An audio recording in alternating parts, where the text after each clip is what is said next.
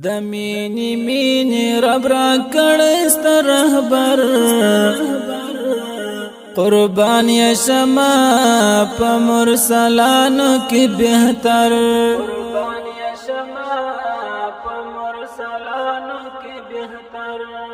د مینی مینی رب را کړست رهبر قربان یشما په مرسلانو کې بهتر قربان یشما په مرسلانو کې بهتر څومره ښایسته د یار کلام دی څومره ښایسته د یار جمال دی څومره ښایسته د یار کلام دی څومره ښایسته د یار جمال دی پمینه ټول وایو درودونه لرو بر قربان یشما په مرسلانو کې بهتر حضرت یوسف علیہ السلام چې عظیمی سر سو باچا سو د مصر باچا سو وچکلی الله تعالی راست ټول کارکنان یې راوغوښته د حکومت ټول وزیران والیان یې راوغوښته د حکومت هغه تل ګوري سیده مسکین سړی کوم پیدا کوي و زنان یتیمان کوم پیدا کول کونډیانې سیده یې را استوي یو بار غنم ورلره ورکوم یو بار غنم مفت جوتې ورکول لږ کم چا چې به روپۍ درلودې هغه بېجنې اخیستې د چا څه چینې درلودې هغه ته یې مفت ورکول ټولو خلکو ته یې وویل بس چې درته رالی مسکین ورکوئ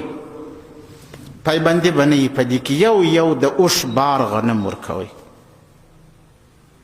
یو ورځ یو ځوان راغلی چې راغلی هغه کسان چې پر ګدام باندې مقرر دي هغه ورته یو بار غنم ورک مفت یې ورک تا یو بار لا راک ته سړی زموږ سره نور اختیار نشته یوسف علیه السلام چې دا د مصر باچا دی د الله تعالی پیغمبر دی هغه دا حکم کړی دی د هغه اختیار دی چې یو بار به ورکوي زیات به نه ورکوي یو بار موږ ورکوو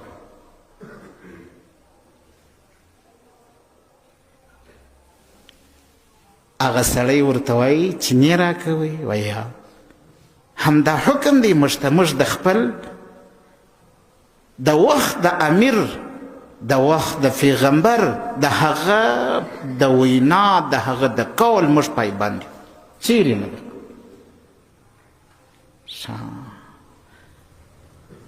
ورته یې بیا لار راته وښایست یوسف علیه السلام چیرې دی فیصله یې دا لار ده ورسه یو ملګری ورسره روان سو یوسف علیه السلام له یې ځوان واخیست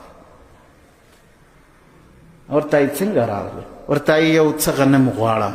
وایي دی نه قدر وایي یو بار یې راکړي وایي ورسه یو بار نور درکړي سړي ته وایي در سره بوځه یو بار نور وایي نه یو بار بل هم غواړم یوسف علیه السلام وخندل ول د خدای بنده یو بار دی درکړي یو د اوښ بار ما پسې درکړي بل لا هم غواړې څونه حارس یې هغه ځوان ورته وایي ما نه پېژنې که دې پېژندلی وای نو ګدام به دې ټول در ما قرباني کړی وای کاشکې خو موږ الله تعالی حقیقتا پېژنده وای چې ځان مې بیا تر قربانوي که نه ما عرفناک حق معرفتک ملائکه به هم دا نارې وایي ما عرفناک حق معرفتک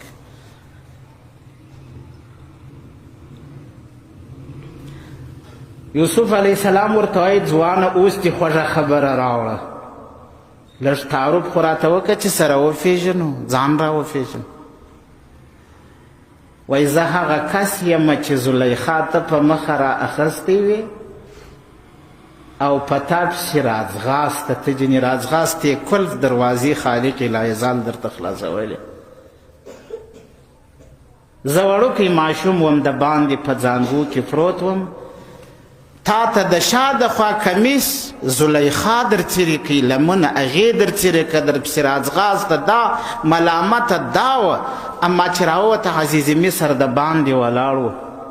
خوار یې د تاسه د مخه کوي بیا وایي ما جزاء من اراد باهلک سوء څه جزا به یې د هغه کس چې ستا د بیبي سره یې ناوړه اراده کړي د ناوړتیا د یو قبیح عمل اراده یې کړي ژر یې وار د مخه کوي عزیز مصر تیم نوبت نه کوي ور وایي اراده یې جزا ده چې زندان ته یې ولېږه پام کوه مړې نه کې ما سه یې زړه وړی دی زلیخا اوس فیصله والا ته ضرورت پیدا سو چې زلیخا ملامته ده پر تا تهمت ولګېدی که یوسف علیه السلام ملامت دی زه کوچنی ماشوم وم په زانګو کې پروت وم سر مې راجګ کی فشهد شاهد من اهلها الله تعالی وایي یو ګواهي ګواه ورک شاهدي یې ورکه یو شاهدي ورکوونکی هم د دې د خاندان سړی چې ملامته زلیخا ده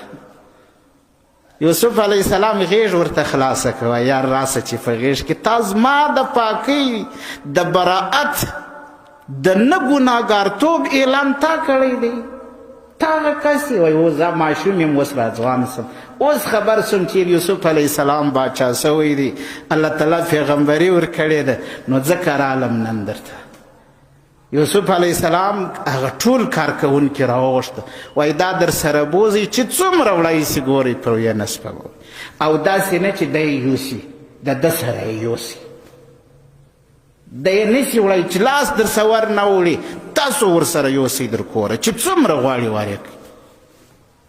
سړي چې بارونه یې وربار که خلکو ورسره روان سو د حکومت خلک دي الله تعالی او حضرت یوسف علیه السلام ته وحی وکړي وایي نورو ته دې یو یو بار ورکوي دا دې پسته ګودام ته ایله کړي ولې ته یا الله دا خو زما د پاکۍ و د براعت ګواهي ورکړې وه هغه څوک دی الله تعالی ورته وحی وکړي وایي یوسف علیه السلام زما د خپل عزت و جلال قسم که د دې کلمې سره حشرګاه ته یو سړی رالی چې زما د پاکۍ اعلان یې کړی و داسې اعزاز به ورکم چې نه به یې مخکې لیدلی نه به یې بیا وویل دومره نعمتونه به ورکم چې تر اوسه یې نه دي لیدلي د دې کلمې سره که یو سړی حشرګاه ته راغلی لا اله الا الله دومره اعزاز به الله تعالی ورله ورکړي دا چې ستا پاکي یې بیان که ته دومره نازوې هغه څوک چې ما د دې څه پاک بولي چې دا اولاد نه لري دا ښځه نه لري دا قوم نه لري دا خالق لا یزال رب دی دا هغه ذات دی چې نه مثیل لري نه شریک لري هغه ذات دی چې د الله تعالی سره نه په ذات کې نه په صفاتو کې شریک شته لیس کمثله شی هغه ذات هغه چا چې دا اقرار کوي راغلی بیا به ورته داسې خپله رضا هم ورکړم دیدار به هم ورکړم نعمتونه به هم ورلره ورکړم موږ خو دا ګواهي ورکو الله تعالی زموږ په زړه باندې خبر دی د خالق لا یزال نه مې خواست دی چې یا الله تعالی مرګ پر دې کلمه راکه اشهد ان لا اله الا الله وحده لا شریک له واشهد ان محمدا عبده ورسوله